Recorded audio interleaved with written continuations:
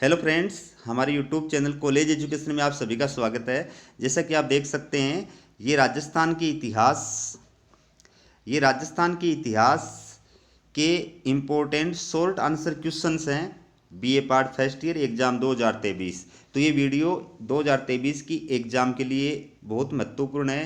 Question जो है exam की दृष्टि से बहुत इंपॉर्टेंट है। पूरा वीडियो जो है लास्ट तक देखिए, आपको एग्ज़ाम में इससे बहुत मदद मिलेगी। क्वेश्चनों की शुरुआत करते देखिए। पहला क्वेश्चन है, गुहिलों की किन्हीं 4 शाखाओं का उल्लेख कीजिए।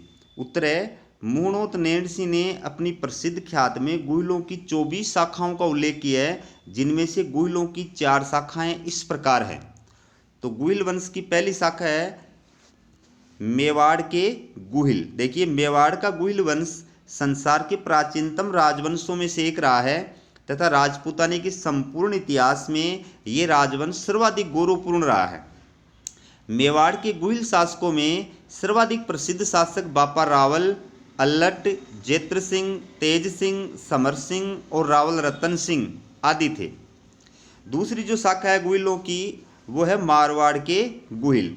प्रारंभ में यहाँ के गुहिल भी सामंत रूप में ही अपना जीवन यापन करते रहे, परंतु अवसर मिलते ही उन्होंने राठौड़ों को परास्त कर दिया और मारवाड़ के स्वतंत्र शासक बन बैठे। तीसरी जो शाखा है वो है काठियावाड़ के गुहिल। देखिए, यहाँ के गुहिल भी स्वतंत्र शासक नहीं बन सके, वे सोलंकी नरेश, सिद्धराज तथा कुमारपाल के सामंत ही बने रहे। और चौथी जो शाखा है गुहिलों की, वह है धोडे के गुहिल। देखिए, धोड स्थान जहाजपुर के समीप स्थित था, परंतु यहाँ के गुहिल स्वतंत्र शासक नहीं बन सके और वे मौर्य शासक धवल देव के सामंत ही बने रहे। अगला क्वेश्चन देखिए दोस्तों, मेहराब खां और जयदयाल। मेहराब खां और लाला जयदयाल। देखिए, मेहराब खां और लाला जयदयाल ने 1857 की क्रांति के दौरान कोटा से क्रांति का नेतृत्व किया था। पहली बात। फिर देखिए, इनके नेतृत्व में क्रांतिकारियों ने 15 अक्टूबर 1857 को क्रांति का बिगुल बजाते हुए रेजिडेंसी को घेर लिया और पॉलिटिकल एजेंट मिस्टर बर्टन का सिर धड़ से अलग करके उसको सारे शहर में खुला प्रदर्शित किया तथा कोटा के महाराव रतन सिंह राम सिंह को उनके महल में नज़रबंद कर कोटा राज्य की तोपों पर अपना कब्जा कर लिया। फिर 30 मार्च 1858 को मेजर जनरल रॉबर्टसन के नेतृत्व में अंग्रेजी सेना ने कोटा पर कब्जा कर जयदयाल और मेहराब खां को गिरफ्तार कर उन्हें फांसी दे दी गई।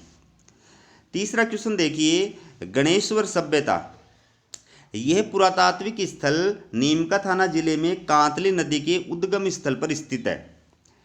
इसका उत्खनन 1977 में आर.सी. अग्रवाल और विजय कुमार द्वारा किया गया था। इस स्थान पर खुदाई में काफ़ी संख्या में तांबे के आयुध यानी हथियार व उपकरण उपलब्ध हुए हैं, इसलिए ये स्थल ताम्रयुगीन सभ्यताओं की जननी कहा जाता है। अब दोस्तों, ये क्वेश्चन भी 2 नंबर का बहुत इंपॉर्टेंट बन रहा है। ताम्रयुगीन सभ्यताओं की जननी, गणेश्वर सभ्यता को ताम्रयुगीन सभ्यताओं की जननी कहा जाता है, जो पुरातात्विक स्थल नीमका थाना जिले में कातली नदी के उद्गम स्थल पर स्थित है। फिर इसके बाद देखिए, प्राचीन समय में गणेश्वर से ही हड़प्पा में तांबे की वस्तुएं भेजी जाती थी और इसके बदले में यहाँ के निवासियों को अनाज मिलता था। चौथा क्वेश्चन है, गुज्जर प्रतिहार कौन थे? गुज्जर प्रतिहार कौन थे? देखिए, गुज्जर प्रतिहार कौन थे, इसको लेकर अलग अलग मत प्रचलित है। पहला मत है, गुज्जर प्रतिहार क्षत्रिय थे। देखिए, स्वयं प्रतिहारों के अभिलेखों और समसामयिक साहित्यिक साक्ष्यों में उन्हें रघुवंशी क्षत्रिय कहा गया है। मिहिर भोज की ग्वालियर प्रशस्ति में उन्हें राम के छोटे भाई लक्ष्मण से जोड़ा गया है। कवि राजशेखर ने गुज्जर प्रतिहार नरेश महेंद्रपाल को रघुकुलपति तिलक कहा है। रघुकुलपति तिलक, ठीक है। तो इन आधारों पर स्पष्ट होता है कि वो क्या थे? क्षत्रिय थे। दूसरा मत है, गुज्जर प्रतिहार विदेशी थे। देखिए, कर्नल जेम्स टोड ने चंद्रवरदाई द्वारा रचित पृथ्वीराज रासो के आधार पर प्रतिहारों को विदेशी बताया है। तो एग्जाम में पृथ्वीराज रासो भी आ जाता है, एग्जाम में चंद्रवरदाई भी आ जाता है, एग्जाम में कर्नल जेम्स टोड भी आ जाता है। 2-2 नंबर के तीनों पे क्वेश्चन आ जाते हैं और मैंने ये सभी वीडियो के अंदर ये क्वेश्चन बताए हैं आपको। अगला जो मत है वो है गुज्जर प्रतिहार भारतीय थे। देखिए, डॉक्टर गोपीनाथ शर्मा, पंडित गौरीशंकर ओझा, डॉक्टर दशरथ शर्मा आदि भारतीय इतिहासकार गुज्जर प्रतिहारों को भारतीय मानते हैं। गुज्जर प्रतिहार वंश का शासन मुख्यतः 8वीं से 10वीं सदी तक राजपूताने के क्षेत्र गुजरात्रा यानी गुज्जर प्रदेश में रहा था। अतः गुज्जर क्षेत्र के स्वामी होने के कारण प्रतिहारों को गुज्जर प्रतिहार कहा जाने लगा था। अगला जो क्वेश्चन है, चौहान शासक विग्रहराज चतुर्थ के बारे में बताइए। देखिए, चौहान शासक बिसलदेव चौहान को विग्रहराज चतुर्थ के नाम से भी जाना जाता है, जो 1158 के लगभग अजमेर का शासक बना था। इनके काल को चौहानों का स्वर्ण काल कहा जाता है। इनकी प्रमुख उपलब्धियां निम्न बिंदुओं द्वारा स्पष्ट की जा सकती हैं। तो पहली देखिए, चौहान साम्राज्य का विस्तार करना। इन्होंने गजनी और दिल्ली के मुस्लिम शासकों को परास्त कर उन पर अपना आधिपत्य स्थापित किया था। दूसरा, जन कल्याण के कार्य करना। इन्होंने अजमेर में संस्कृत विद्यालय का निर्माण करवाया था। टोंक में बिशलपुर कस्बा और बिशलपुर बांध का निर्माण करवाया था। तीसरा देखिए, साहित्यकारों को आश्रय प्रदान करना। देखिए, विग्रहराज चतुर्थ विद्वानों का आश्रयदाता भी था। उसके दरबार में सोमदेव जैसा प्रकांड विद्वान था, जिसने ललित विग्रहराज नामक नाटक की रचना की थी। स्वयं विग्रहराज ने हरिकेली नामक नाटक लिखा था, इसलिए उन्हें कवि बांधव भी के नाम से भी जाना जाता है। तो दोस्तों, अब इसमें देखो, ये भी क्वेश्चन बनता है 2 नंबर का। ललित विग्रहराज, ये भी 2 नंबर का क्वेश्चन बनता है। हरिकेली, ये भी 2 नंबर का क्वेश्चन बनता है। कवि बांधव, ये भी 2 नंबर का क्वेश्चन बनता है। तो सबसे पहले सोमदेव, इसके बारे में देखिए। सोमदेव चौहान शासक, अजमेर के चौहान शासक विग्रहराज चतुर्थ का दरबारी विद्वान था, जिसने ललित विग्रहराज नामक नाटक की रचना की थी। ठीक हो गए 2 नंबर। अब अगर मान लो क्वेश्चन आ जाता है ललित विग्रहराज, तो इसका उत्तर कैसे लिखोगे कि ललित विग्रहराज नामक नाटक की रचना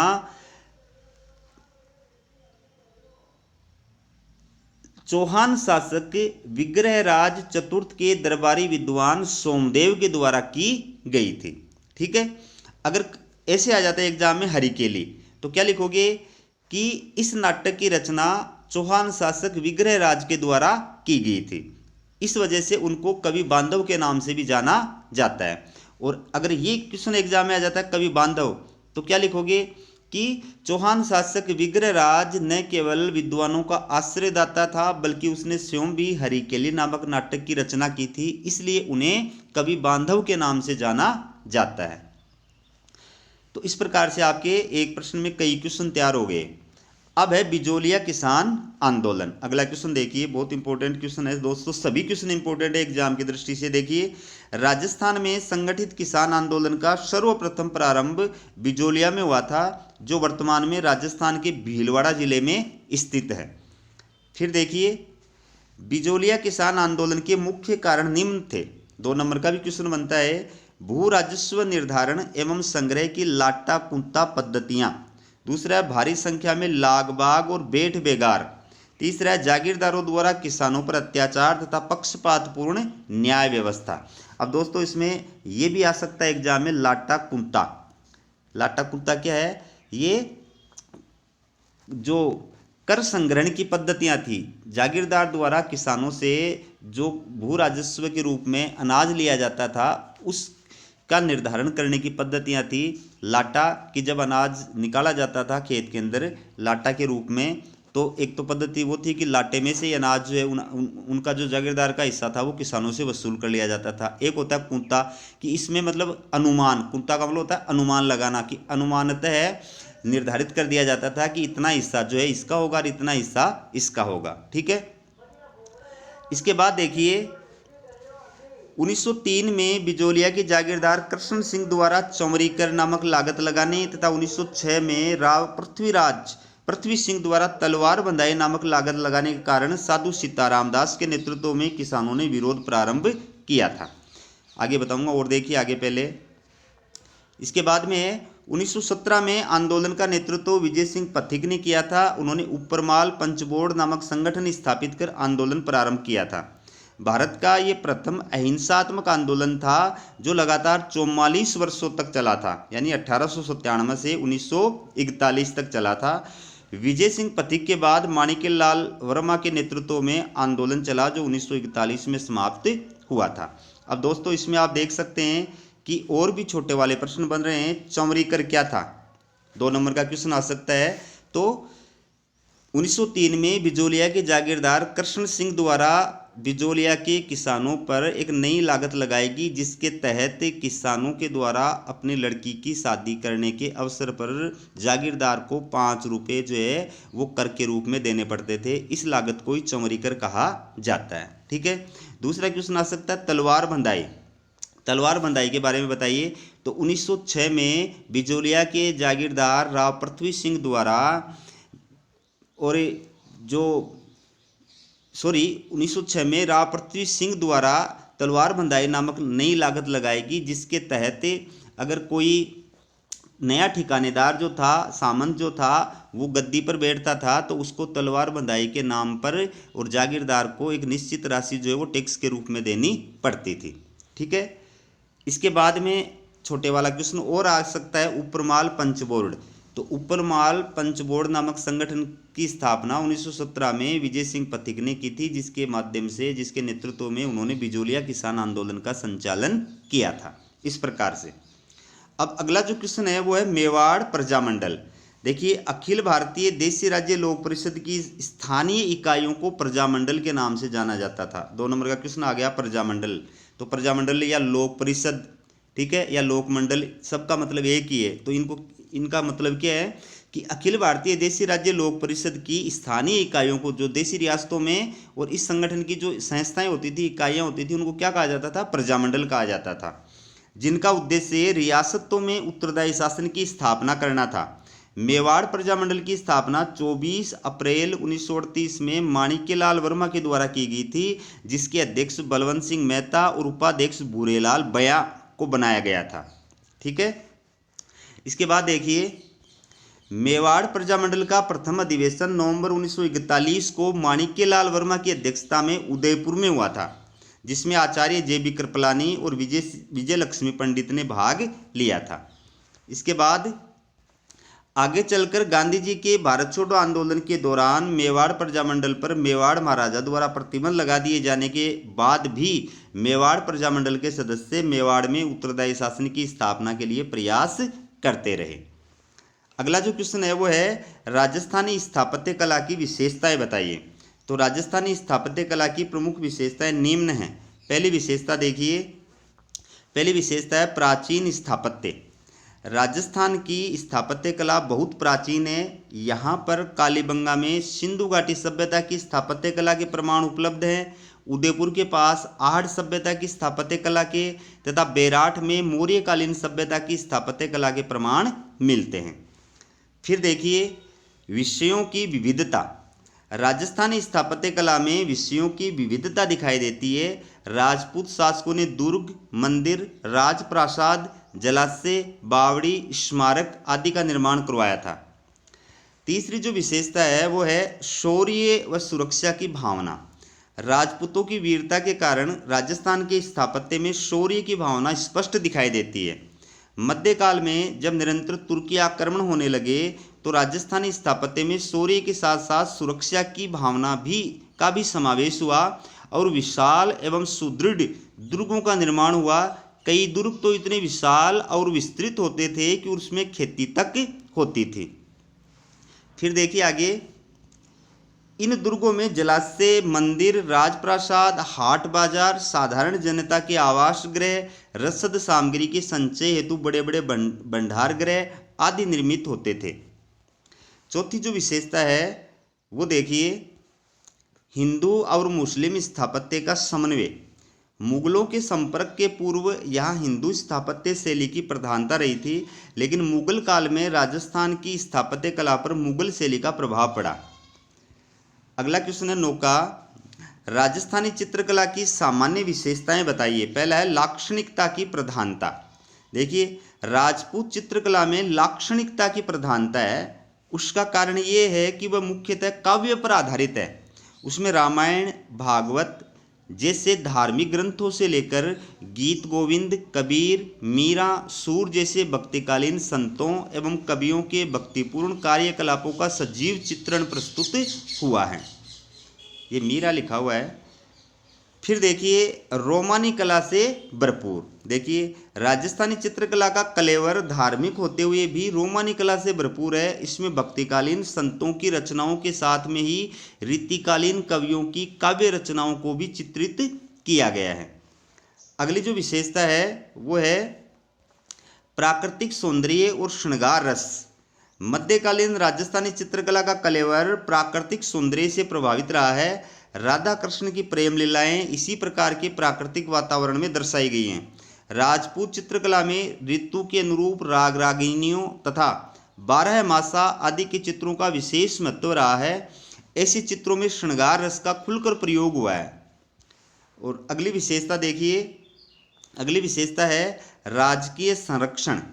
राजपूत चित्रकला राजा महाराजाओं, राजपुत्रों व सामंतों के संरक्षण में फली फूली है। राजाओं ने न केवल चित्रकारों को अपने दरबार में संरक्षण प्रदान किया है, अपितु कई राजपूत शासक और सामंत स्वयं कला प्रेमी भी थे। अगली विशेषता है नारी सौंदर्य। नारी सौंदर्य को चित्रित करने में राजपूत शैली के चित्रकारों ने विशेष सजगता दिखाई है। नायिकाओं के प्रत्येक अंग को उन्होंने इतना आकर्षक बना दिया है कि दर्शक उन्हें देख करके मोहित हुए बिना नहीं रहता। अगला क्वेश्चन है, लास्ट क्वेश्चन है गोविंदगिरी। देखिए गोविंदगिरी राजस्थान के डूंगरपुर व बांसवाड़ा में सदियों से शोषित भील जनजाति को संगठित कर उनमें जागृति पैदा करने वाले प्रमुख संत थे। इसके बाद इनका जन्म बांस या डूंगरपुर में हुआ था तथा इन्होंने भील जनजाति को संगठित और जागृत करने के लिए भक्त आंदोलन चलाया था और उनमें व्याप्त सामाजिक बुराइयों और कुरीतियों को दूर कर जागृति पैदा करने के लिए 1883 में सिरोही में संप सभा नामक संस्था की स्थापना की थी। अब दोस्तों दो क्वेश्चन बन गए, भगत आंदोलन और संप सभा। तो सबसे पहले भक्त आंदोलन देखिए कि जो भील जनजाति थी, डूंगरपुर और बांसवाड़ा में निवास करने वाली भील जनजाति को संगठित और जागरूक करने के लिए गोविंदगिरी के द्वारा चलाए गए आंदोलन को भक्त आंदोलन कहा जाता है। दूसरा क्वेश्चन 2 नंबर का संप सभा। तो इस संस्था की स्थापना 1883 में सिरोही में गोविंदगिरी के द्वारा भील जनजाति में व्याप्त सामाजिक बुराइयों और कुरीतियों को दूर कर उनमें जागृति पैदा करने के लिए की थी। इसके बाद देखिए अगला, इसका उत्तर शेष 7 दिसंबर 1908 को गोविंदगिरी के नेतृत्व में हजारों आदिवासी भील बांसवाड़ा में स्थित मानगढ़ पहाड़ी पर एकत्र हुए, जिन पर सैनिकों द्वारा की गई गोलाबारी में हजारों भील मारे गए थे। मानगढ़ में आज भी गोविंदगिरी की स्मृति में प्रतिवर्ष मेला बढ़ता है। 2 नंबर का क्वेश्चन आ सकता है एग्जाम में, मानगढ़। तो मानगढ़ स्थान या पहाड़ी जो है ये राजस्थान में भीलवाड़ा जिले में स्थित है, जहां पर 7 दिसंबर 1908 को गोविंदगिरी के नेतृत्व में हजारों आदिवासी किसानों ने, हजारों आदिवासी भीलों ने क्या किया था, एक सभा की थी जिस पर सैनिकों द्वारा की गई गोलाबारी में हजारों भील मारे गए थे। ठीक है, तो दोस्तों ये वीडियो कैसा लगा कमेंट करके ज़रूर बताएं। वीडियो का लिंक जो है वो अपने दोस्तों के पास भी शेयर करें और चैनल को सब्सक्राइब करें ताकि मेरे द्वारा अपलोड किए गई वीडियो आपको समय पे मिल सके। और मेरी कोशिश है कि आपकी एग्ज़ाम से पहले लघुतरात्मक प्रश्नों के जो है ज़्यादा से ज़्यादा वीडियो डाल सकूं, अति लघुतरात्मक और लघुतरात्मक प्रश्नों के। और समय मिलेगा तो निबंधात्मक प्रश्नों का वीडियो भी डालने का प्रयास जरूर करूँगा। हमारा वीडियो देखने के लिए आपका बहुत बहुत धन्यवाद।